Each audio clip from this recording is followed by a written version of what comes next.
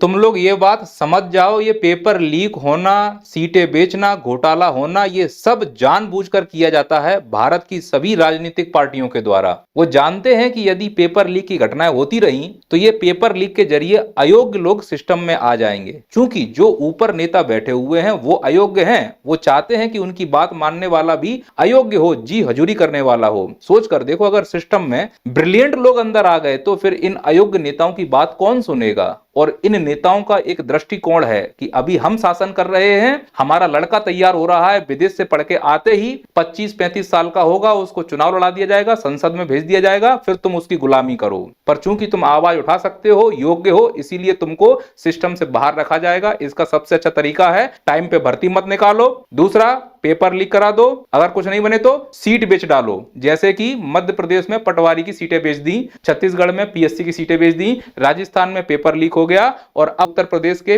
Police का paper leak हो रहा है। गजब हो रहा है इस देश में यार।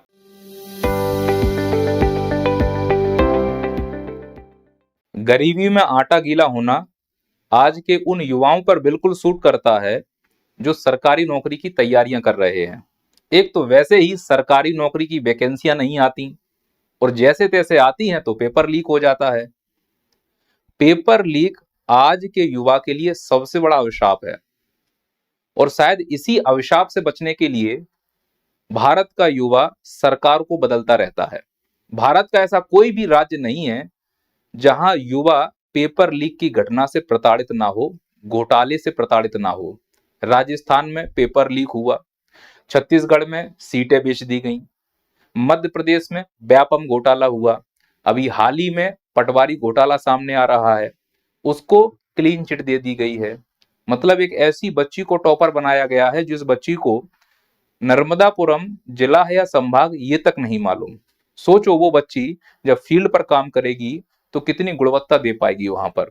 वो जो सच में योग्य था वो इस भ्रष्ट सिस्टम की वजह से बाहर बैठा होगा, तनाव में होगा, वो मजदूरी करने पर मजबूर होगा। तो जो इस देश का कौशल है वो मजदूरी कर रहा है, और जो गधे हैं वो अधिकारी बन रहे हैं, क्योंकि जो हमारे ऊपर तंत्र बैठा हुआ है वो भी गधा है, अनपढ़ है, गवार है, अपराधी प्रवृत्ति का है।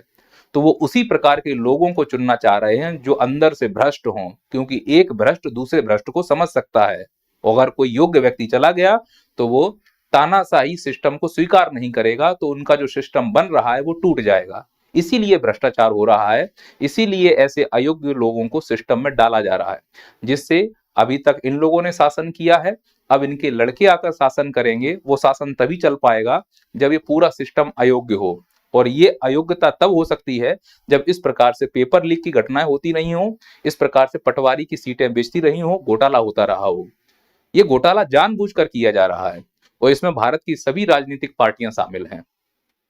इसमें उत्तर प्रदेश बहुत अग्रणीय है। उत्तर प्रदेश तो घोटालों के मामलों में शुरू से ही आगे रहा है।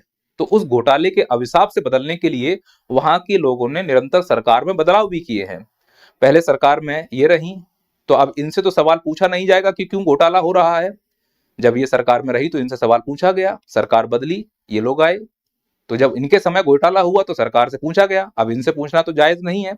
अब वर्तमान में जो सरकार है उससे ही पूछा जाएगा, माननीय योगी जी क्यों हो रहे हैं घोटाले, इस पर आपका क्या निर्णय है, क्या आप कहना चाह रहे हो।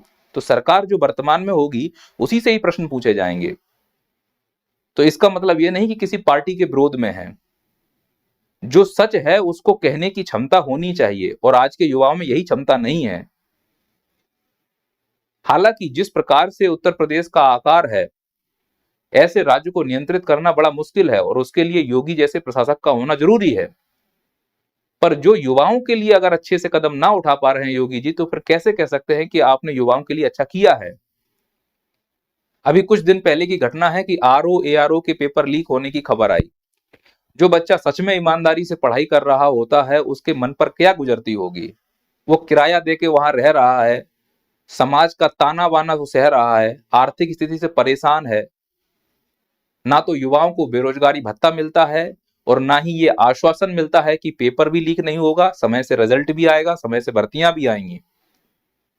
और जब यह पेपर लीक होता है तो 2-4 दिन हो हल्ला होता है, ये कमेटी बैठाएंगे, वो कमेटी बैठाएंगे, वो कमेटी अगर बैठती भी है तो मध्य प्रदेश में से पटवारी घोटाले को क्लीन चिट दे दी गई है, ऐसे ही अन्य घोटालों को भी क्लीन चिट दे दी जाएगी। तो थोड़े दिन हो हल्ला होता है, हम ये एंटी पेपर लीक बिल लेके आए, हम वो लेकर आए हैं, पर इन कानून से कुछ होने वाला है नहीं। अगर होने वाला होता तो फिर पेपर ही लीक क्यों हो रहे होते। अब ये उत्तर प्रदेश पुलिस का पेपर लीक हो गया है। जो युवा दिन रात इस सपने को सजोकर मेहनत कर रहा था कि हम पुलिस में भर्ती होंगे, अपने राज्य की सेवा करेंगे, थोड़ी बहुत पैसे आएंगे तो हम अपने घर की आर्थिक स्थिति को सुधारेंगे, क्योंकि पुलिस की नौकरी में रगड़ा बहुत जाता है, कोई टाइम नहीं है, 24 घंटे की ड्यूटी है, दिवाली होली किसी का भी मौका नहीं मिलता, फैमिली के साथ समय भी नहीं बिता पाएंगे, फिर भी जीवन तो जीना है। तो मैं तो मानता हूं जो पुलिस की नौकरी है वो सेवा के साथ साथ आजीविका है, रोजगार तो नहीं है। उतना पैसा मिलेगा पुलिस की नौकरी में कि माँ बाप का इलाज करवा पाएंगे, बच्चों को पढ़ा पाएंगे, वो भी छोटे मोटे स्कूलों में, किराए पे रह पाएंगे, कोई बड़ी बिल्डिंगें नहीं खड़ी कर लेंगे। उसके लिए भी अगर पेपर लीक करके 10-10, 15-15 लाख रुपए मांगे जा रहे हैं, तो ये सरकार की नाकामी है कि इस सिस्टम को नहीं पकड़ पा रहे हैं, इसका ग्रोह को नहीं बांटना फोड़ कर पा रहे हो। और इसका प्रमुख कारण है कि कहीं भी पेपर लीक हो रहा है वो किसी ग्रोह के कारण ही होगा, और वो ग्रोह को राजनीतिक संरक्षण है इसलिए वो पकड़ा नहीं जा रहा है, या फिर कोई भी पार्टी उनको पकड़ना नहीं चाह रही है, क्योंकि अगर पेपर लीक की घटनाएं बंद हो गई तो अयोग्य व्यक्ति आना बंद हो जाएंगे, और अगर सिस्टम में योग्य व्यक्ति आ गए तो फिर इन लोगों की गुलामी करना बंद हो जाएंगे, तो इनकी राजनीति खत्म हो जाएगी। तुम भारत के किसी भी राजनेता को उठाकर देखो, उनकी शकल से ही लिखा होता है कि ये भ्रष्ट हैं, ये चोर हैं, ये मक्कार हैं, ये अपराधी प्रवृत्ति के हैं। उन्हें मालूम है कि अगर सिस्टम में लोग योग्य आ गए तो फिर हमारे लिए समस्या हो जाएगी। तो उस समस्या से निपटने के लिए जरूरी है कि इसमें एक लूप होल बना रहे। अगर पेपर लीक होता रहेगा, इस प्रकार के आंदोलन होते रहेंगे, तो आंदोलनों में कौन जाएगा? अगर पढ़ा लिखा बच्चा जाएगा तो उसे डिस्ट्रैक्ट होकर सरकारी नौकरी करना बंद कर देगा, तो पढ़ा लिखा बच्चा उसमें जाएगा ही नहीं, स्मार्ट बच्चा उसमें जाएगा ही नहीं, तो एक गधों की संख्या बढ़ती जाएगी, और गधों को नियंत्रित करना बहुत आसान है इस देश में। अब राजनीतिक पार्टियों को ध्यान से देखो तो उनकी जड़ों में भ्रष्टाचार है, ऊपर से वो लोग ईमानदारी का चोला पहनकर बैठे हुए हैं। किसी का चोला मोटा है तो किसी का चोला पतला है, किसी की ईमानदारी की परत जल्दी हट जाती है, किसी की देर में हटती है, लेकिन हटेगी एक दिन, अंदर से निकलोगे बेईमान ही।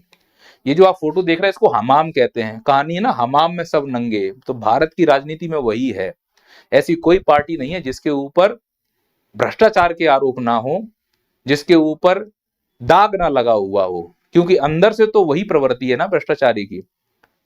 किसी भी पार्टी को ले लो, जितने भी यहाँ मुखिया बैठे हुए हैं, इसके इन लोगों के ऊपर किसी ना किसी के ऊपर भ्रष्टाचार का आरोप है। तो जनता ऐसे लोगों की तरफ जाना चाहेगी जिनके ऊपर भ्रष्टाचार का आरोप नहीं है। तो शायद बीजेपी को चुनने का एक कारण ये भी रहा है कि चलो ये साफ सुथरी पार्टी है। हालांकि इनके एक पूर्व अध्यक्ष हैं, ये देखो केस पकड़ रहे हैं यहाँ पे, ये लक्ष्मण जी, इनके ऊपर केस लेने का आरोप है। क्योंकि देखो नेचर तो सभी का है ना, अगर ये व्यक्ति सिस्टम में रहेगा जिसका लालच ही केस लेकर, मतलब घूस लेकर काम करना है, वो कैसे देश को आगे ले जा पाएगा। लेकिन फिर भी बीजेपी को चुना गया क्योंकि यह अन्य पार्टियों की अपेक्षा स्वच्छ थी, अन्य पार्टियों की अपेक्षा इस पे दाग कम थे। तो जितने भी दाग दूसरे पार्टियों के थे, इस बीजेपी पार्टी ने एक नई चाल चली, उनके दाग को अपने अंदर बुला लिया। यानी जो भी भ्रष्ट लोग थे बीजेपी में आ जाओ, जैसे छगन भुजबल जी, मुशर्रफ जी, प्रफुल्ल पटेल जी, अजित पवार जी, नारायण राणे जी, ये बीजेपी में आ गए। तो मैं ये कह सकता हूं कि जो बीजेपी पहले साफ थी अब वो मैली हो गई है, जो दूसरी पार्टियां मैली थी वो साफ हो गई। इसका यही अर्थ निकाला जा सकता है। पर इस घिनौने खेल में नुकसान किसका हो रहा है? भारत के युवाओं का, उस युवा का जिसके दम पर इस देश को विकसित बनाया जा सकता है। तो जो ये घटनाएं हो रही हैं, उन घटनाओं को कभी आप न्यूज पर सुनते हुए नहीं देखोगे। कोई भी न्यूज चैनल आपकी ये आवाज नहीं उठाएगा कि पेपर लीक क्यों हो रहे हैं। मैं तो बोल रहा हूं कि पेपर लीक एक साजिश है, पर आप इन अकमिचकों तिहाड़ियों को सुन रहे हैं जिनका काम है धर्म का जहर फैलाना, झूठी खबरें फैलाना। ये किसी भी चीज के फायदे गिनाने में बहुत माहिर है। ये बता देगा कि मोरवी का पुल टूटा है उसके क्या फायदे हैं, ये बता देगा कि महंगाई बढ़ रही है इसके क्या फायदे हैं, ये बता देगा कि एमएसपी क्यों नहीं देना चाहिए उसके क्या फायदे हैं, ये भी बता देगा तिहाड़ी कि पेपर लीक के क्या फायदे हैं। ये आंख मिचका मिचका के ये तुमको बताएगा कि बेटा पेपर लीक अगर हो जाएगा तो दोबारा से एग्जाम होगा, तुमको ज्यादा पढ़ने का मौका मिलेगा। तो ये फायदा है कि तुम ज्यादा पढ़ोगे तो ज्यादा याद होगा। जब तुम्हें सब याद हो जाएगा तो जो पेपर लीक हुआ है, बाहर से जो लोग आएंगे वो भी उतना अच्छा पेपर नहीं दे पाएंगे जितना पेपर तुम अच्छा दे पाए हो, क्योंकि तुमको समय ज्यादा मिला है। ये फायदा है पेपर लीक होने का। तो ये अकमिचका ऐसे जो न्यूज चैनलों वालों को आप सुन रहे हो, ये सिर्फ और सिर्फ इस देश को गलत दिशा में ले जा रहे हैं। ये युवाओं के नहीं हो सकते, किसानों के नहीं हो सकते, महिलाओं के नहीं हो सकते, ये केवल नोट के होते हैं। और ये नोट के इसलिए है, इनको मालूम है कि ऊपर सिस्टम से बोला गया है कि ऐसे मैनेज करो। केवल एक पार्टी से नहीं, सभी पार्टियों का मैनेज करना पड़ता है, क्योंकि सभी पार्टी चाहती हैं कि इस देश में बेरोजगारी रहे, कुपोषण रहे, गरीबी रहे। बेरोजगारी, कुपोषण, गरीबी से अगर उलझे रहोगे तो तुम कभी भी उनकी सत्ता की तरफ पलटकर देखोगे ही नहीं, जो सदियों से वो कब्जा करके बैठे हुए हैं। वो चाह रहे हैं कि तुम इसी प्रकार से अयोग्य रहो।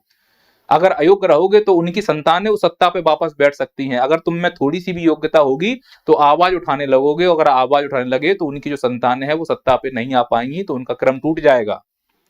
और अगर आप में से किसी ने सर उठाया तो उसका सर कलम कर दिया जाएगा। यही पूरे भारत की राजनीति का कड़वा सच है।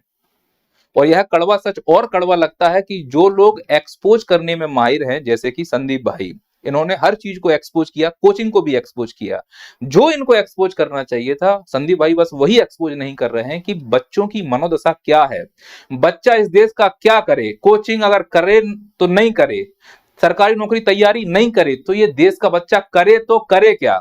बेरोजगार रहे, या फिर इस प्रकार से लाठियां खाए, या इस प्रकार से पेपर लीक होने की घटनाओं को झेले? क्या करे इस देश का बच्चा? अगर एक्सपोज करना है तो सिस्टम को एक्सपोज कीजिए संदीप जी, जिसकी वजह से हमारा युवा प्रताड़ित हो रहा है, और उसका विकल्प केवल आपके पास है और आप दे सकते हैं। और मुझे उम्मीद है कि आप इस बात को सुन रहे होंगे। आप सभी युवाओं की धड़कन है। मैं भी आपके उन फैन फॉलोइंग में शामिल हूं, जितना मैं आपका सम्मान करता हूं मैं दिखा नहीं सकता, बता नहीं सकता। बस मेरा निवेदन है कि आप मेरी बात को सुनिए और युवाओं के साथ उसी स्पष्टता के साथ खड़े होइए जिस जैसा आपका नेचर है, जिसके लिए आप जाने जाते हैं सर। अगर ऐसा नहीं हुआ तो इस देश में कभी भी किसान आंदोलन, छात्र आंदोलन, महिला आंदोलन ये बंद ही नहीं होंगे। और यही हमारी अर्थव्यवस्था के चक्के हैं, और ये चक्के आंदोलनों में फंसे रहे तो देश कैसे आगे ले जाओगे? और हम सबको ये समझना होगा कि ये पेपर लीक होने की घटना होना, इस प्रकार के घोटाले होना, आंदोलन में फंसा के रखना, जानबूझ के कम सीट निकालना, अगर बच्चा इसमें फंसा रहेगा तभी इस देश में राजनीति हो पाएगी। और जब तुम अपने अपने काम करने लगोगे, सब चीजें आसानी से होने लगेंगी, तो फिर ये राजनेता राजनीति किस चीज पर करेंगे? इस घटिया राजनीति के स्तर को समझने की जरूरत है हम लोगों को। अब उत्तर प्रदेश में योगी जी जिस हिसाब से काम कर रहे हैं वो सराहनीय है। इतने बड़े राज्य को चलाना बहुत बड़ा जिगर का काम है और बहुत अच्छे से आपने संभाला भी है। अन्य शासकों की अपेक्षा आपका जो स्तर है वो बहुत अच्छा है योगी जी। तो मैं आपसे तो यही निवेदन करूंगा कि थोड़ा परीक्षा लीक के लिए आप थोड़ा सा काम कर लीजिए। और माननीय प्रधानमंत्री मोदी जी के मैसेज को तो आप सभी लोग अपने जहन में उतार ही लो। वो कितना अच्छा मैसेज दे रहे हैं। खाली बोतल है उनके हाथ में, बोल रहे हैं कि कबाड़े की दुकान खोलना काम शुरू करो, सरकारी नौकरी के सपने छोड़ो। यहाँ देश में रोजगार की जगह आजीविका शब्द प्रयोग किया जा रहा है। पकौड़े तलो, चाय की व्यवस्था तो हो ही जाएगी इस देश में। तो अगर आपको कुछ करना है तो वो ये सोचकर कीजिए कि जिस प्रतिनिधि को आप चुन रहे हो वो आपके साथ कितना खड़ा हुआ है। अब देखिए कि आपने जिस विधायक को वोट दिया है, क्या आपकी इस मुसीबत में वो साथ दिख रहा है? बिल्कुल नहीं दिखेगा, क्योंकि उस समय वोट मांगते समय उनकी मंशा कुछ और थी। तो जब भी हम वोट दें तो अपने स्थानीय स्तर पर देखें कि ये व्यक्ति हमारे लिए खड़ा होगा कि नहीं होगा, हमारी मांगे सुनेगा कि नहीं सुनेगा। पर हम ऐसा करते नहीं है और हम बट जाते हैं, तो उसका परिणाम हम जैसे युवाओं को ही भुगतना पड़ता है। बाकी आप लोग समझदार हैं, शांति बनाए रखें, ऐसा कोई काम ना करें जिससे आपके माता पिता को शर्मिंदा होना पड़े, हम लोगों को शर्मिंदा होना पड़े। ऐसा कोई काम मत करना जिससे आपके माता पिता जीवन भर दुखी रहें। धैर्य रखें, विश्वास रखें सिस्टम पर। अगर आपने सिस्टम के प्रति विश्वास खो दिया तो फिर ये देश कभी आगे नहीं जा पाएगा। और इसके लिए मैं सरकारों से, न्यायालयों से, सभी निकायों से निवेदन करता हूं, इन युवाओं की बातों को सुना जाए, जो ये गिरोह है उसको पकड़ा जाए, उसके ऊपर वैसी ही कार्रवाई की जाए जैसी योगी जी हमेशा से करते हुए आए हैं। किसी भी प्रकार का कोई भेदभाव ना हो, किसी को संरक्षण ना मिले, फिर वो चाहे किसी भी पार्टी का हो, किसी भी नेता के संबंध में हो। और अगर ऐसा नहीं हुआ है और भविष्य में फिर से पेपर लीक की घटना हुई, तो आप समझ जाना कि ये पेपर लीक की घटनाएं, सीटों को बेचना, ये जानबूझकर किए जाते हैं घोटाले, जिससे अयोग्य लोग सिस्टम में आए और ये अयोग्य नेताओं के तलवे चाटें और उस सिस्टम का हिस्सा बने और इस देश को लूटें। इस देश को वैसे ही कोड़ लग चुका है, अंदर सड़ रहा है ये देश। अगर इन अयोग्य लोगों को सिस्टम से बाहर नहीं निकाला गया तो आप यकीन मानिए कि जो योग्य लोग हैं वो मजदूरी करेंगे और जो अयोग्य लोग हैं वो शासन करेंगे। जो कर रहे हैं, आपको मजदूरी मुबारक हो। मेरी बात सुनने के लिए धन्यवाद। कोई गलती हो क्षमा प्रार्थी।